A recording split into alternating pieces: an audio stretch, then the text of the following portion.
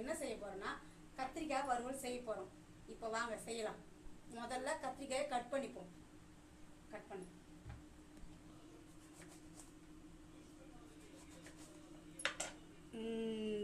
இந்த அளவுக்கு தின்னா நம்ம வந்து கட் பண்ணிக்கணும். அப்போ தான் நல்லாயிருக்கும் வறுக்க. தோசைக்கல்லில் போட்டு வறுக்கிறதுக்கு. ஓகே, நம்ம தண்ணியில் போட்டுக்கணும்.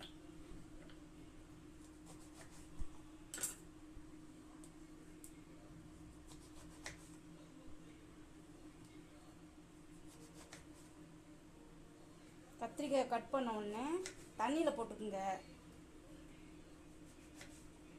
பாஸ் பண்ணி அவ்வளோதான். கட் பண்ணியாச்சு ஃபுல்லாக. அவ்வளோதான். இதுக்கப்புறம் நம்ம மசாலா ரெடி பண்ணலாம் வாங்க. 1 ஸ்பூன் மிளகாத்தூள்,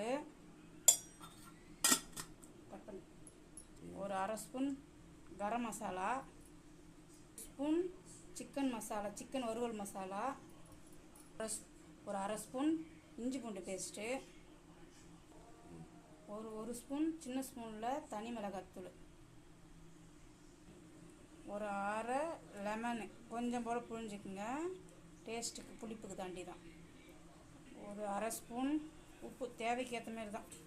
அது போல் தண்ணி கொஞ்சம் கொஞ்சமாக சேர்த்து கொஞ்சம் தண்ணியாக இது பண்ணிப்போம், கலந்துக்கலாம். மிளகாத்தூள், இஞ்சி பூண்டு பேஸ்ட்டு, கரம் மசாலா எல்லாம் போட்டு பேஸ்ட்டு மாதிரி ஆக்கிக்கலாம். வாங்க,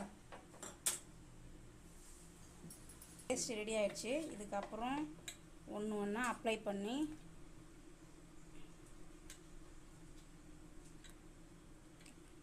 கிட்ட எடுத்துக்கலாம். கொஞ்சம் எண்ணெய் போட்டுக்குங்க. இப்போது நான் தோசைக்கல்லில் இந்த அப்ளை பண்ண கத்திரிக்காயை இதில்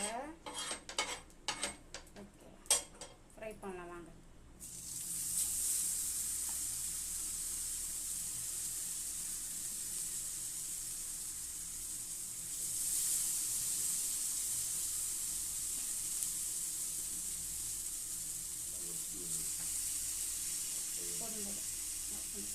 நல்லா அப்ளை பண்ணியாச்சு. அப்ளை பண்ணி தோசை பண்ணியாச்சு.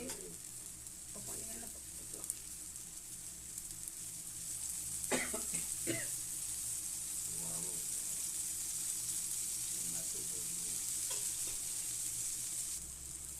அவ்வளோதாங்க. கொஞ்சம் நம்ம இப்போ திருப்பிடலாம்.